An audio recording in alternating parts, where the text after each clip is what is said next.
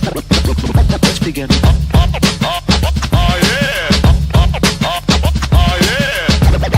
Listen carefully.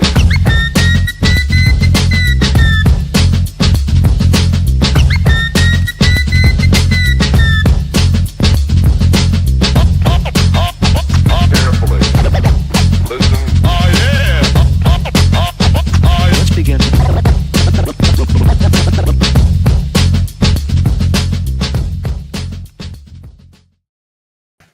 What up, what up? Politicks Podcast. Welcome, everybody. We will have all four of us on the show, but of course, John Odermatt is having computer problems, but I'm here, Brian McWilliams, here with Brian Nichols and the one and the only Lou Perez. Guys, welcome to Politics. Gentlemen, how you feeling? Feeling good, Brian. I think this is the first time I've actually been on a show with Lou.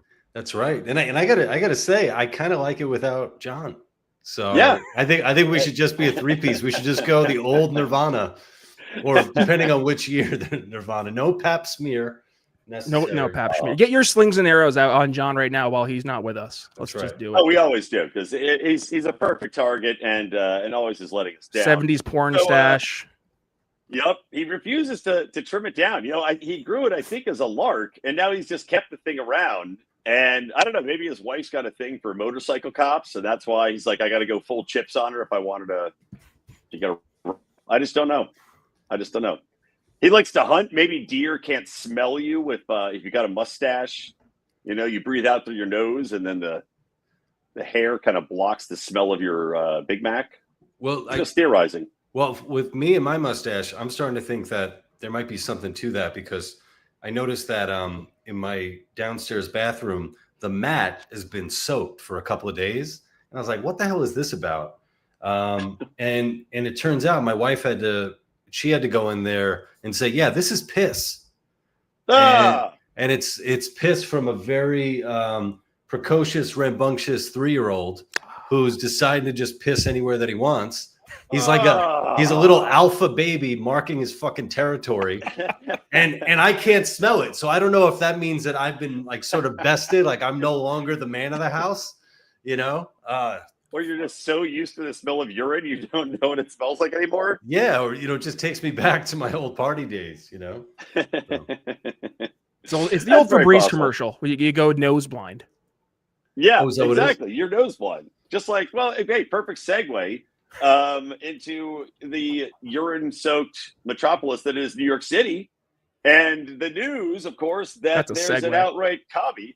That's what you call a segue. There's an out-and-out commie that apparently he just might be the new mayor. You know, this guy Zohran Mamdani, who the left is bending over to kiss this guy's ass. I saw an article today, I think it was a Politico article, that San Francisco's progressives were really excited and jealous about the rise of Zohran Mamdani. There's John. He still can't get his camera working right, but that's all right. Yeah, going with the old school box under the laptop. For those of you who are familiar with it, it works. It works when your webcam is just not cooperating. Just not working for you. Well, we're talking about Zohran Mamdani, Commie Mamdani. As I said, it's amazing. The leftist media pretending that his ideas aren't pure socialism and pure communism. I mean, PolitiFact, which is supposed to be politically factual. So we're told, said that he was not a commie and that was factually inaccurate, when the man literally was just on saying that he wants to control the means of production. Yeah. Well, and by the way, like, so I'll play my role here. I'm the sales and marketing brain guy, right?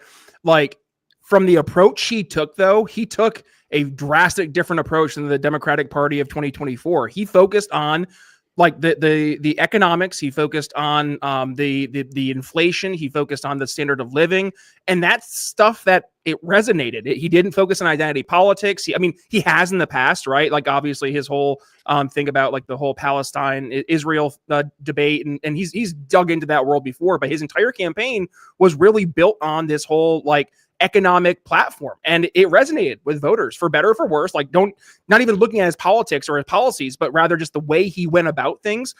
It worked. He beat Andrew Cuomo, and now he's going head to head with what's his name, Mayor Adams. There we go. Well, I think I think there's something to learn. Like you said, he provided solutions, right? They might not be solutions that'll work. They might be solutions that'll ruin New York City for decades to come. But he provided solutions. I think that's one major thing. The other major thing I pointed out in a tweet the other day is the guy is always happy. He's always smiling. Happy He's warrior. not, a grumpy, grumbly libertarian who's angry at people. And that, I mean, that's not to say that we can't be serious and things like that, but you got to come across with like a positive message and have a smile on your face and give people solutions. So I think libertarians can learn a lot from Zohran, whatever it is. So we should all just start eating rice with our bare hands? Yeah, but eating a burrito with a knife and fork. That's actually true freedom when you eat rice with your bare hands. That's I mean, at least go ahead, Luke. It's a kind of it's that freedom to perform that I think is just that's so grand, for all the theater kids out there. What I love on the whole eating rice with his fingers thing. For one, he's doing it in a public park, right? So the question I have is, where's this dude washing his hands, right. when he, before and after? Yeah, there might be, if he was in Washington Square Park, I know there's a restroom over there, but beyond that, what's great is the amount of people like coming to defend this guy who are going out of their way to pretend like there isn't a difference between a French fry and pieces of rice. The idea that there isn't a difference between taking a slice of pizza that you fold and eat, and dipping your hands in rice, and that's great. But it's kind of like it's similar to what they're doing with the charges of him being a communist or a socialist. There are people like, I think it's like Hakeem Jeffries, who's a New York politician who came out and said he has none of these things. And it's like, well, here are all these clips where he's talking about seizing the means of production, how they want to make sure that there are more socialists there so they can win out democratically, and then buy up private real estate so that they can own the real estate. And I have a buddy of mine who his family, they escaped the Soviet Union in the 90s, I think it was in the early 80s or right before the fall. And he's getting there he goes. My buddy's getting flashbacks to how they had to live in Ukraine, where it was like, being packed into apartments and having to share with other families. Because one of the things that they don't, that they don't talk about is, for these people who believe that you have a right to housing, it's like, if you have a quote unquote right to housing, you don't have a right to say where you live and who you live with. Right. You get told where you're going to go. But yeah, unlike, the seizing the means of production, I mean, to me, it's just, it's so blatant that how often is it that it's the unproductive that want to seize the means of production? Like this guy has the balls for talking about wanting to, have like government run grocery stores. The dude's never even worked as like a fucking cashier, not even knowing what goes into the very basics of it. And, of course, not wanting them to pay, what will set the government stores apart is, for one, they won't be going for profit, which is a great idea. But then the other thing is they won't be paying property taxes or rent. And it's so, because it's like every time people talk about price gouging and all this shit, they never bring up the fact that, maybe prices wouldn't have to go up if the store owners didn't have to pay rent or property. What? Yeah. And not to go on like to finish off my rant, there's a clip of Mamdani from a little while back where he's talking to people who run halal carts, and talking about how the price of the halal dishes, which are rice, which can be eaten with a fork. They give you a fucking fork at the halal market. How they used to be $8, now they're up to $10, right? And he brings up a really good point about it having to do with like licensing and getting and permitting and stuff like that. So it's like, it would be a really, like, I would be all for him if he was, approaching it from a libertarian standpoint. But what I found so interesting was in that discussion of prices going up from $8 to $10, he doesn't accuse them of being greedy. He doesn't accuse them of price gouging. In those situations, it's the stark reality of having overhead. that businesses have to contend with. And here we are. He's a champagne socialist. He's a caviar communist. Like it's all about everybody else. It's never me. It's never my folks. It's always someone else that we have to that sees the means of production from, Lou. That's why. Yeah, you build it up and then we'll take it.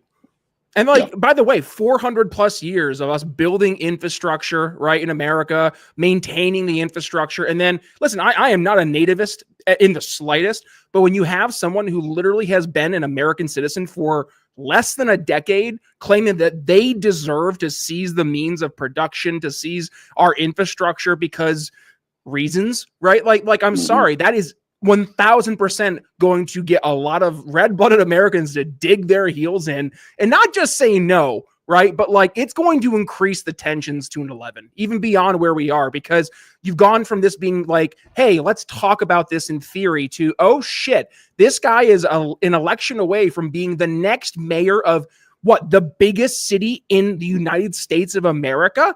I mean, there are very real implications there. And we're already seeing it. You know, you mentioned the folks leaving the Ukraine, right, during the Soviet Union. We're watching right now as folks are flooding out of New York City en masse. And it's just carrying forward what happened from 2020 through 2022 during the COVID pandemic. I mean, I was one of the folks who left Philadelphia because I saw how bad things were getting there. I know it was times 10 up in New York City. So now you add this goofball into the political infrastructure. And I mean, there's 140 billionaires, I think it is, in the entire city of New York City. You think they're going to stick around as he's like, I need your help to help me take your money. Like, help me help my people take your money. But no, they're gonna leave, or they're gonna fight back as well. And who can blame them? Yeah, exactly. He even has the bodega shops, getting together. Because I mean, for one, I gotta admit, I'm no fan of bodegas. I think they suck. It's one of the. I mean, talk about something that's just been like a facet of New York. That, oddly romanticized. Romantic. They ran screwed over by a corner shop. It's like about the bodega shops and like New York shitty water dogs, like the fucking hot dogs. They just suck. But my own personal feelings about them aside, it's like they also are working on really small margins, and a government-run grocery store is going to fuck them over. For sure. Yeah. Well, I mean, that's presuming that the government grocery store is going to stay in business. And that's no guarantee. Even with all the benefits and perks, like just the fact that they're trying to run this thing and have no idea what the operating costs are. In general, the costs of food are going to fluctuate. The fact that you're putting price controls on it, here's what's going to happen is you're going to open up these stores. Everyone's going to rush in because when you put price controls on things, obviously supply runs out because you're not operating at market prices. Everyone's going to go to the store. All the shit's going to disappear off the shelves, and then they're not going to replace it. It's going to be overrun, and they're going to end up closing anyway, and people are going to go back to the regular stores where you actually have market prices and supply and demand work. Yeah. That's how these things always work out, and that's exactly what's going to happen in New York. Oh, and let's not even forget about those hardworking shoplifters who are going to say, "Look, you're not even arresting me when I shoplift in a private store. Man, this is my fucking oyster, and guess what? There's no oysters there." Yep. Well, speaking of oysters, somebody that had oysters and was winning all sorts of titles, namely one Leah Thomas, who told no more wieners in the women's pool. UPenn has now they've bent the knee to the Title IX changes under the Trump administration, saying no more men in women's sports. I'm all for this. And UPenn, which of course Leah Thomas was on the UPenn team, UPenn has said, okay, we're going to strip Leah Thomas of their titles. We will, give us up. I think they're being threatened with the removal of a lot of federal funds. They will not only take the title back, they will also apologize to all of the female swimmers that were disenfranchised. So, gotta love it. What about the female swimmers that had to change in a locker room with a man? I know. Is there? Back. I mean, if they're admitting fault, is there a lawsuit here now? You would think so. Be. Well, yeah, certainly. Well, I mean, if he got rid of it, then I think that's probably punishment enough, right? Like if he had, does he still have his cock? No, I hope he doesn't have his he still has it all. He still has it all, and he was dating. He has a girlfriend. Really? That's this whole thing was everything. It's not like I guess he has little baby boobies and got some estrogen, but he still's got a dick and balls. Yeah. I got. You know what? I'm gonna fact check that. I'm gonna Snopes that because I'm pretty sure he doesn't have testicles. And one thing I'm telling you, he never had the operation. Look, I'm not a swimmer, but I would just imagine that yeah, he was male, but I think he was at a disadvantage because having a cock and balls just adds drag. But it keeps you. It's like a rudder on a ship. It keeps you going nice and straight. Yeah, nice and straight. And when you're making turns, you slang that cock around. It helps you do the flips. Our good friends over at Perplexity AI, multiple firsthand accounts and credible news reports confirm that Leah Thomas, the transgender swimmer who competed for the University of Pennsylvania, indeed has male genitalia and had not undergone gender confirmation surgery during her NCAA swimming career. Gross. Wait, so is that a yes or no on the bottom? No, he has twig and berries. There we go. I should sound a lot better now. I don't know what's going on with this mic. For some reason, it changed off my mic. As I told you guys, I recorded a show yesterday and accidentally hit the mute button. So anyway, all sorts of difficulties today. Do I sound better now? No, sound the same. Same. Yeah. Well, I don't know. It should be on. It went back again. I keep changing. I got camera issues, Wi-Fi issues, all kinds of. For once, I'm not echoing, so that's a win. It might be a StreamYard problem because they were having issues before. It's not letting me change it to this microphone. Well, that's the problem I was having. Yeah, it's a StreamYard issue. I think StreamYard's having a problem. Oh well, sorry guys. I guess you just got to deal with the old AirPods audio. Hopefully, it still sounds decent. Is anybody thinking about all the other guy swimmers who are looking to compete against women and how they've just been shut out now? Like nobody cares about them. I feel like man. It's what it is. I feel like that issue of not being a male swimmer, not being able to compete against women. I feel like me when I used to be good at video games and they didn't have the video game league and now I'm too old. These guys missed their window. You had to get in that pool. And but I would be funny though. I'd respect the shit out of Leah Thomas if immediately after they strip the titles, cuts the hair, cracks a natty ice, and just like fun while it lasted, broseph. Fun while it lasted. and the fact that he has tits now too. I mean, that's an ultimate bro move. Like, I got tits, I can play with myself. Yeah, I'm gonna come on my own tits. Yeah, bro. All right, what should we talk about next? You want to talk about Musk, the big beautiful bill, Musk and Massie versus Trump, or should we talk about aliens? That story that came out. Which type of aliens? The illegal ones or the ones from space? No, actual real aliens. Real aliens. I mean, aliens are always fun. All right. Let me run this past you because this is crazy.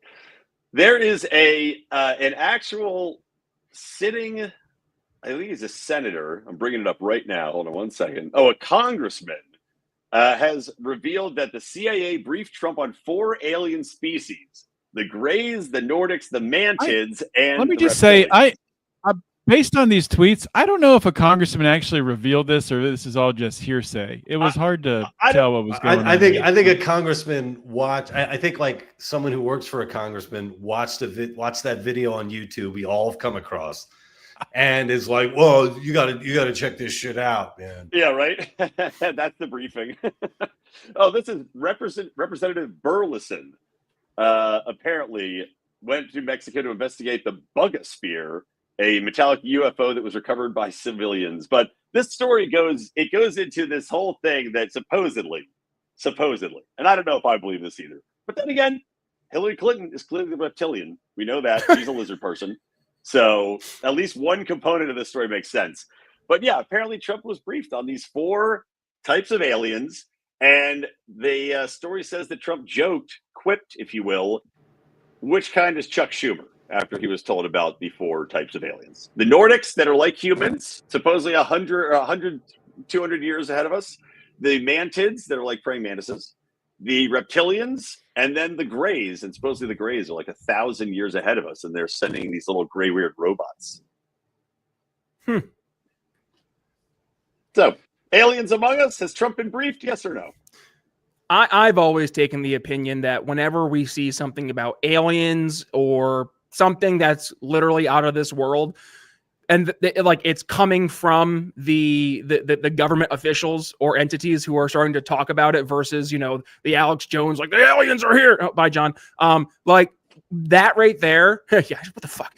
That right there tells me that it's like they're trying to distract us from something. And I mean, right now we're having the literal debate on the big, beautiful bill over on the Capitol as we're recording this episode. So that plus the Iran war, Israel still going into the Gaza Strip and still striking over in Iran. I mean, all these things that have been happening over the past few months. I'm going to say it feels like this is more of a look over there. Look at the aliens. Wow. Trump's been briefed versus this is actually something that folks are experiencing and dealing with over in Washington right now. It seems too convenient. Well, they're never specific. They're never specific about like the beliefs of the aliens. Yeah. I think it would be really funny if Trump actually embraced it and been like, they're here and they love me. And they're all about what I'm doing. They're all the best MAGA. president they've ever had to work with. Yeah. They didn't like the Biden. They didn't like working with Truman. They didn't like working with Eisenhower because they were very warlike. They thought Biden was actually a skin suit. Yeah. I mean, I do agree that the whole thing with the UFO release, nothing really came out. All the UFO files came out. It's like whatever. I think that on record, I think there are aliens out there. But the whole concept that they're randomly crashing into the earth all the time doesn't make a lot of sense to me. This amazing technology and these retard aliens can't stop crashing into earth doesn't add up.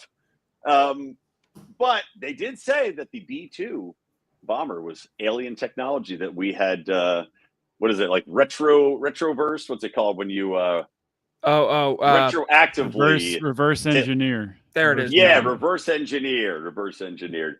But also, like, it's one of those things too. Okay, if there's 4 different alien species and they're all visiting Earth, they just all happen to be nice. They're just nice guys, just here to say what's up. They're not here to conquer or take our resources. Or, I mean, the Nordics apparently are having sex and crossbreeding with us, so that's good news. But it just seems that's like the most unbelievable thing to me. Is that why all the Swedish, the Finnish, and all those folks look the same because they're Nordic? That was a bad joke, and I'm sorry. Well, how do they also relate to each other too? Because because I guess technically we would be an alien species as well, like one of 5, right? So it's like, the ones who are 200 years ahead of us. Do they view us as kind of like assholes, like the guys you went to high school with, and then the ones who are 1,000 years ahead are like, oh, those are just like kids, Yeah. And how do they? How do they get along with one another? Because I would imagine we would be seeing, like, if there were conflicts between them, we would be, seeing some of that, right? In the exactly in the atmosphere. Yeah, it'd be shocking if they all got along perfectly. But also, I think about this: is it just coincidence that these alien categories kind of fall into the exact 4 sci-fi categories? I mean, it's like literally if you're writing for Star Trek, you're like, all right, well, there'll be an alien insect race. That's easy. And then your lizards, you'll be like us, but with silver hair. That's cheap and easy to do in production. That's a simple one. You don't even have to use makeup.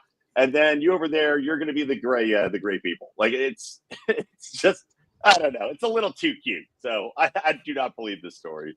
But what a wonderful world it would be were it true. Yeah. Well, apparently, some of these, at least one alien ship was spotted. I shared that clip with you. Oh yeah. Yeah, I saw that. That's definitely not a white post. Are we able to bring that? Are we able to bring up that clearly alien structure? That was We can bring that up. Yes, we can. Did you put it in the doc, Odie? Is it in there? It's not in the doc. I could. You'd think as we've seen more and more of this shit online, like we would become more skeptical as a species, and the exact opposite seems to be happening. Yeah, especially with AI. Like everybody should be a cynic on everything. Everything should be like bullshit. And people are like, it's 100%. I believe it. Did you see that video? I forget who actually published it, but it was supposed to be Tim Pool's show. And they redid everybody with AI. And I thought it was the Tim Pool team doing a video and being like jokey that like, oh, this is what an AI video would feel like. And then it gets to the end. It's actually this guy, he's an AI video creator, and he was able to create this AI world for them. And it was spooky how good he got it to go.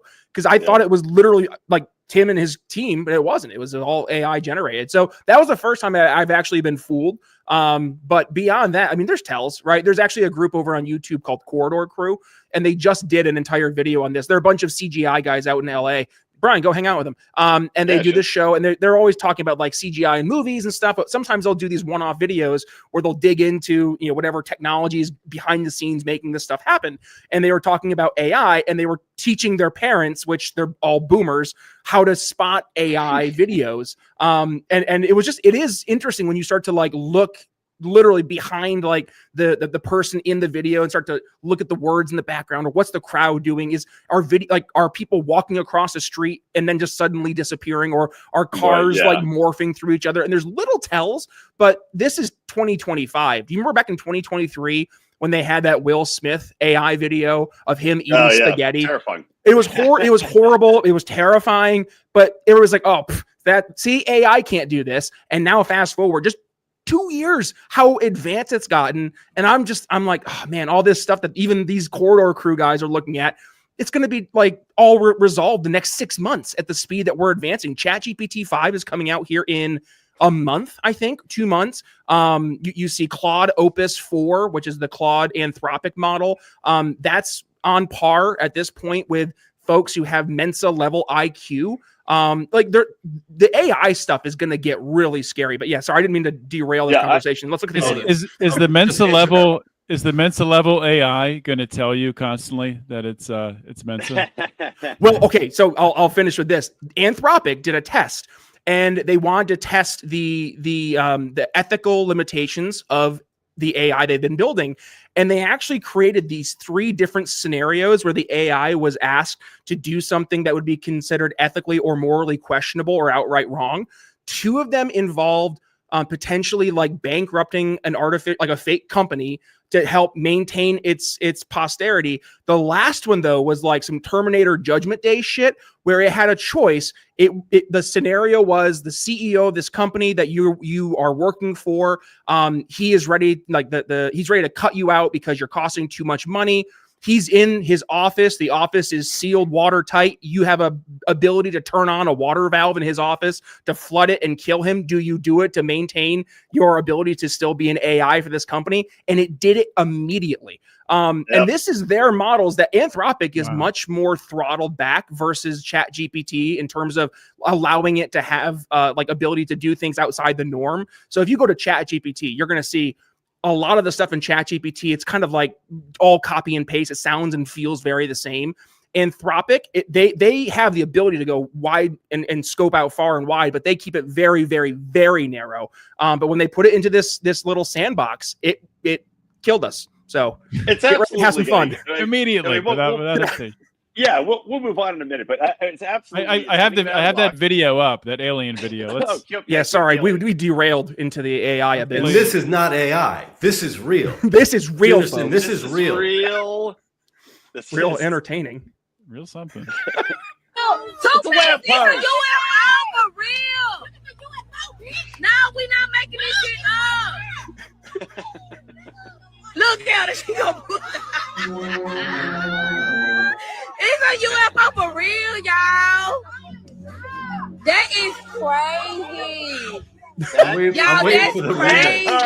It's a lamppost. It's a UFO for real. No, y'all. Brian, it's not a lamppost. It's a UFO. She's telling you right now. Yeah, she's telling you. Believe all women, Brian. We got all these.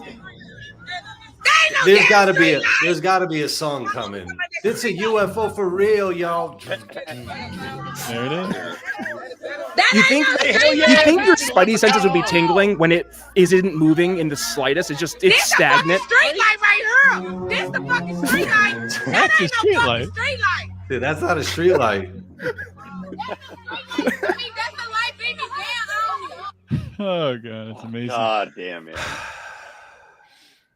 Yeah. That's the future. The children of the future. So are those people. Brian, I hate to break your heart. That's the present right now too. I know. Remember, all votes are created equal. Democracy. All right, what next? All right, should we talk about? Speaking of democracy, you should talk about the big beautiful bill and dude, you're just transition after transition today. This is great. Well, He's the Leah Thomas of podcasting right now. But he has no twigs and berries. He's going full into the commit of the act. Yeah. I didn't know you could keep them. I just wanted to get in the pool. All right, so big beautiful bill is in right now. I think Hakeem Jeffries, aka Derek Jeter with AIDS, is still filibustering, which hilariously Hakeem Jeffries called the filibuster when the Republicans did it a remnant of the Jim Crow era, and that it was racist, and now here he is. So he's a hypocrite. But they're talking about the big beautiful bill. They're debating it. Of course, Thomas Massie has come out hard against it. Supposedly, Thomas Massie says they have the votes to kill it. We shall see. But obviously, this has made Donald Trump very upset. And Elon Musk is in the fray because Elon Musk has said he will back Thomas Massie. And if it does come down to primarying, it could get very, very interesting. So, gentlemen, what are your thoughts on this situation? Massie 2028. I'd love it. He's getting trim. I don't know if it's because his wife died and he's just sad, but he's getting a different look. He's kind of looking a little more suave. No more glasses, embracing the beard. The beard. Yep. I thought you meant he was getting trim, like the slang for he was getting girls. Like if there's one thing that was getting in the way of him getting trim, it was his wife. It was a living wife. Just killed our chances of having Thomas Massie on Lines of Liberty. That's great. There's a different feed. He won't know. Like, that was politics, Thomas. Politics. So what do you think? I mean, Trump versus Musk, and I'll say this, another topic to talk about is, have you noticed that, when the DNC puts out their idiotic talking points, they have the mashups of every DNC representative tweeting and saying the exact same thing as the media? I'm noticing on X today, every one of these little shitbag GOP influencers, exact same line about Thomas Massie and backing Biden's spending bill. Have you guys noticed that happening? Mm-hmm. Yeah, and that he voted for illegals. Mm-hmm. Yep. I mean, it's predictable and it's infuriating. I voted for Trump and I'm not going to back off that. I would do the same thing, vote for him again. I knew these types of things would happen. I knew Trump wasn't libertarian. I wanted to avoid Kamala, avoid Biden, avoid Obama 3.0.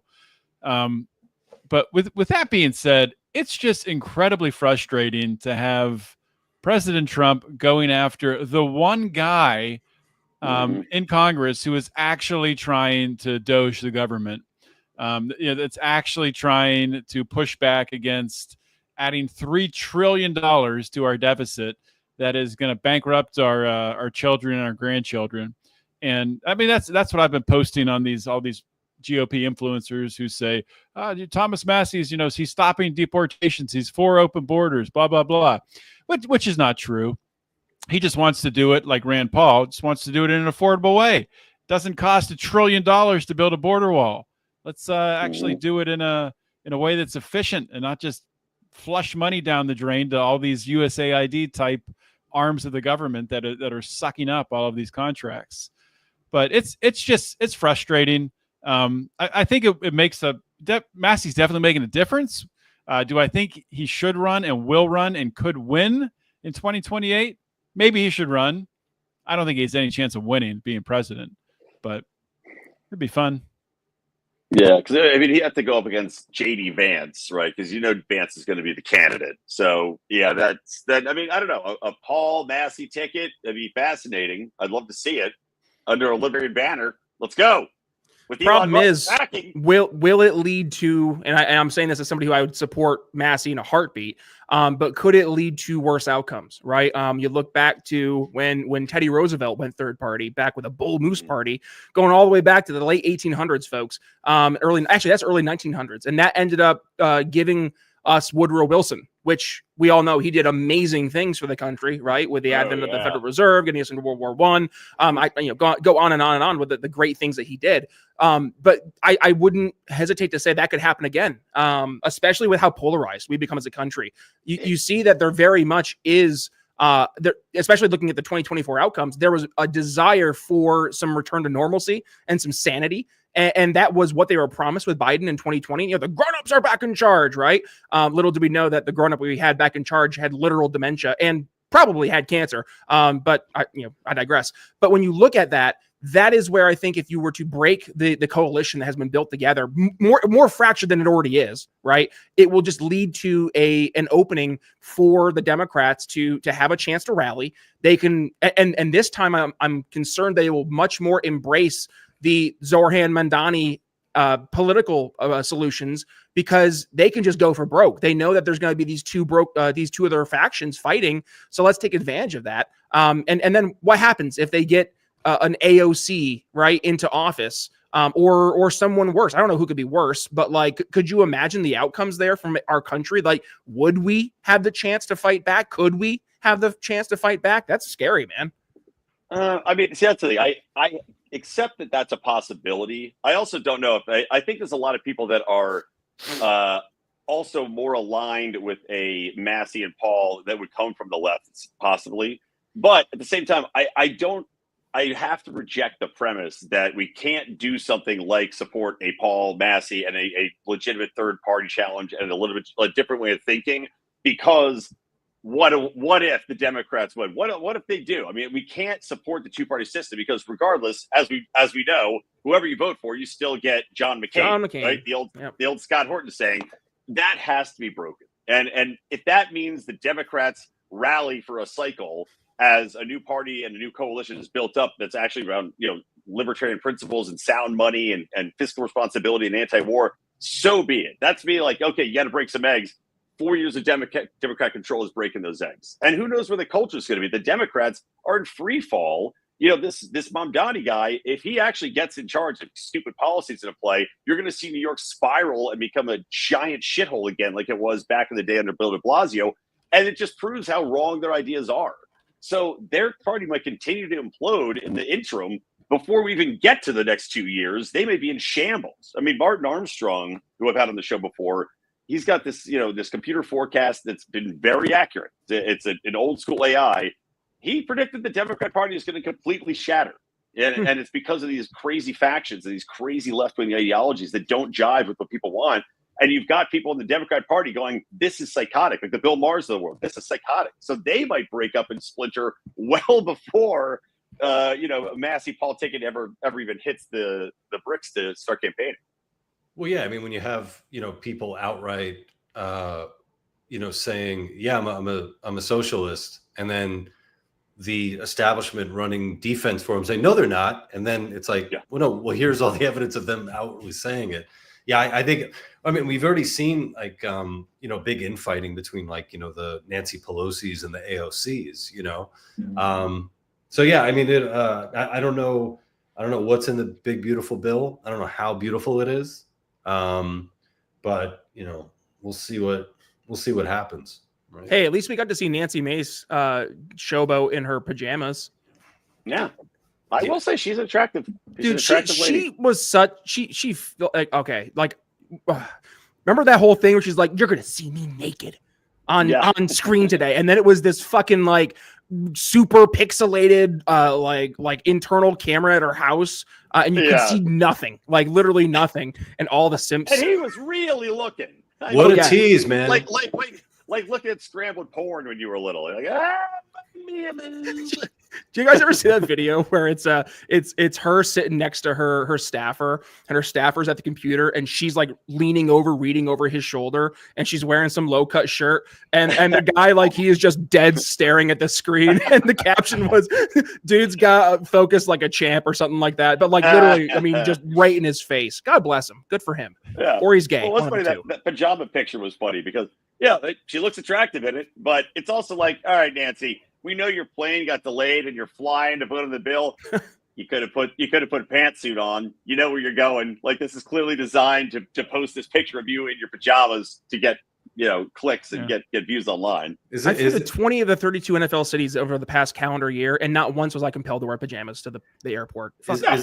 Is that considered like like a sleep trap, like kind of like a thirst trap? But it's like all the guys who just want to sleep with her, like literally like cuddle. I think so. They have the cuddle parties in New York City. Remember when those were a thing? They might still be for weak men who need a hug. Wait, this is real? Oh yeah. Ew. Yeah. There's like cuddle gangs. You sign up and then just go and like cuddle each other because they're what? I don't even know what's below beta.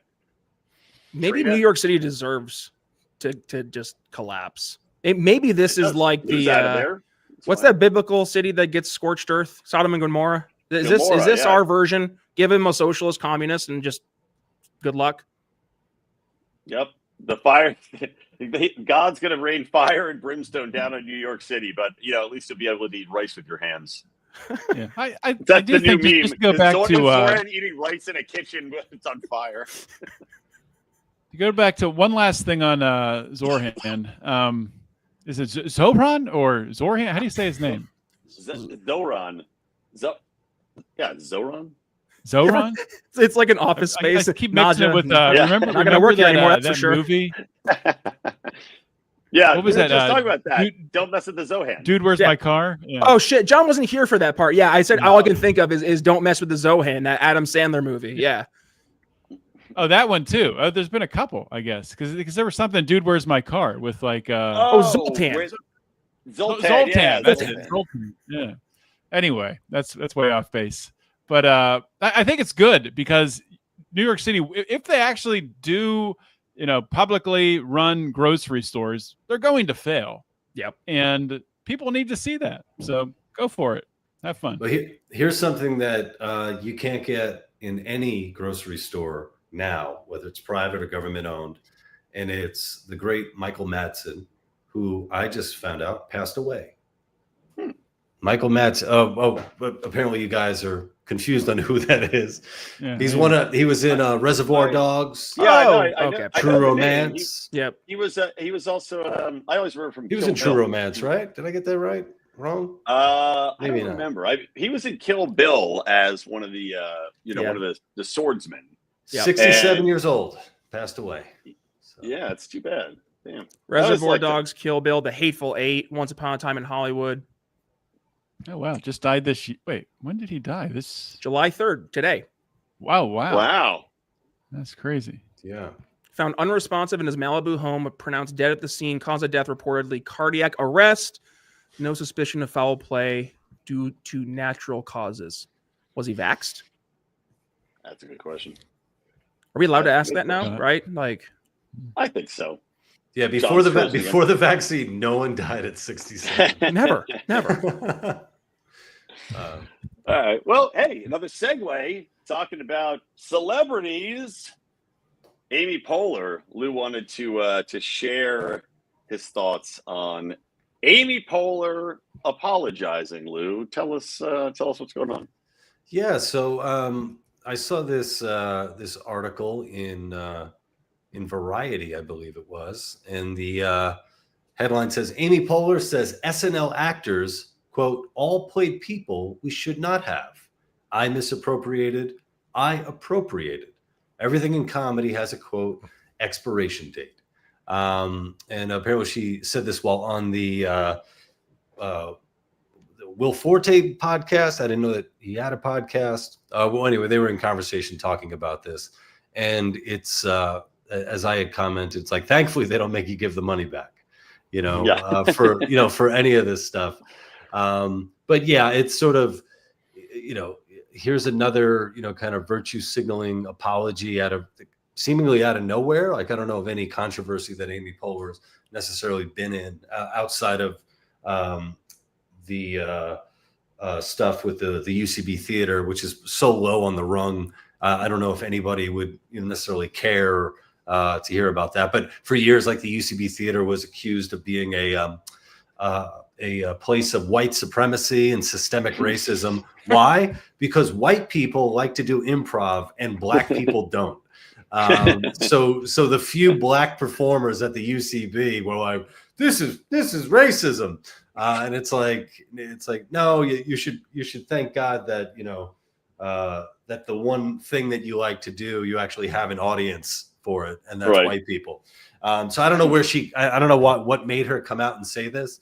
I think it's ridiculous, and it's sort of it follows a pattern that we've seen all over the place with celebrities apologizing for past actions and treating it as if it was like sinful. Probably the best known one, I think, would probably be like Hank Azaria apologizing for voicing a poo. Yeah. And it's just it's such bullshit. I'm obviously not in the same league as an Amy Poehler, but I think it would do a lot of good all around if people of her caliber took ownership and didn't apologize for this shit. And I think, and when I posted about it, a lot of people were saying like, "Oh, she's not funny," and blah blah blah. It's like, no, Amy Poehler is really fucking funny. Like when it comes, especially if anyone ever had a chance to see her do improv, like she's fucking brilliant. And I know improv for the most part sucks. That's totally true. But like what the UCB4 could do with improv, and a lot of like the really great improvisers at the UCB, it's astonishing just what they're able to produce. So that a little bit from my world, just sharing with you guys and just things I'm going over, thinking about. Yeah. Well, I mean, it is despicable to me, because like you said, you don't give the money back. And it is very much pulling up the ladder after you've already climbed. Sarah Silverman and others, as you said. It's also so damaging to comedy. Because now you're saying, okay, it's the card of acceptability here, the Overton window of acceptability in comedy. Oh, let's just make it smaller and smaller and smaller and smaller. Yeah. And it's so disingenuous because anything is funny. Anything and everything is funny. You shouldn't say that you've appropriated it, and you shouldn't try something when, if it lands, amazing. Like Patrice O'Neill had a great bit on this, where he would argue with people all the time on this, and he would say that like until you say something, until you know if the audience likes it or not, if it lands or not, you can't control yourself. You can't censor yourself, because if it lands, people will be dying. You can have a classic bit that'll last 100 years, and people will be telling it to each other when they're hammered in the back porch. And if it misses, it misses. You move on, but you have to be able to fucking try it.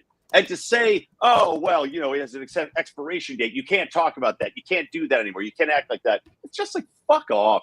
Like, fuck you.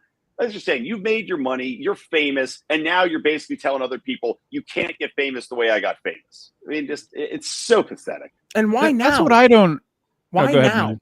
No, it's that's the first thing I thought of. Why now? Why not back during 2020 when it was the summer of love and everybody's like, oh, we all the oppressed? Like what? Yeah. That would have been the perfect time to do that. And now we're 2025 when it's quite obvious the culture has shifted. I mean, this is why we're seeing like Gen Z men flock to the right en masse, and a lot due to the comedy of folks like what Lou's doing, right? Because they want to laugh at things that are funny, not because like, one of the worst stand-up bits I ever saw was Ken Jeong on Netflix, where there was nothing funny. It was just clapter, where it's like, oh, my wife is so powerful and I wouldn't be anything without her.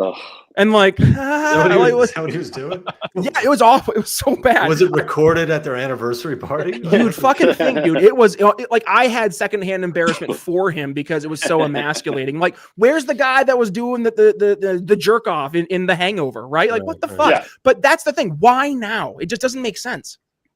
Did he apologize for being an Asian stereotype of having a small cock? I'm sure he has. I'm so sorry. Odie, what do you want to say? I was just gonna say, like, what's her point? Like, we shouldn't have comedy. Like, if everything has an expiration date, we shouldn't try anything. It's just gonna be hateful in 10 years. Just don't try it. Like, canceled. What's she trying to do? Thank you, B. B's listening. She gives a very sweet comment. She's a middle-aged English lady. I love listening to you guys. People don't know what they're missing. Damn well right they don't. Now go back to your tea, Cozy B. Biscuits and scones. Well, something that something that I found, about this whole idea of like expiration dates, right?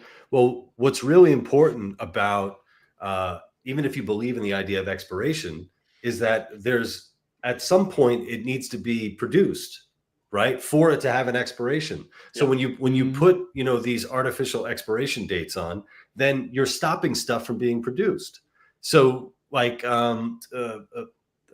Scott Thompson, who I was on the road with the shit that he went through with like Amazon, there were a number of sketches that Amazon cut that they wouldn't put out there because they were too controversial, right? So now like 5 years down the road, it's okay to do those jokes, and other people are kind of doing that material. And it's like, no, but this guy, we had it already 5 years ago. It should have been out there for people to experience, to, also influence other people in comedy. And now you have somebody who does it when it's like safe to do it, and they get like applauded, Yeah. So. Yep. That's a great point. Thanks. Thanks, John. All right. Any last thoughts, gentlemen? Any last words before we expire? Right? Yeah, before this show expires. I have nothing else to say. I think that was a very nice summation. I love that we're all here. This is the first time we've made this happen, and it's probably because we're all probably chill before the holiday. So exactly. It's not a lot going on today. Yeah, I wasn't in the office today. Hopefully next time the mics are working, the cameras are working, and we'll be. I know. It's 100%. I don't know what StreamYard's doing. This jerking around. Get off your I've had asses. issues with StreamYard every show for the past week. I've had like Wi-Fi issues, even though my Wi-Fi, I'm literally hardwired into the computer. Like it's all StreamYard, so fuck them. You hear that, StreamYard? We're coming for you. We're going to seize your means of production. All right. From me, Brian McWilliams, from John Odermatt, Brian Nichols, and Lou Perez, guys, remember, they're all bloodsuckers. Talk to you next time. Let's begin. Oh, yeah. Oh, yeah. Listen.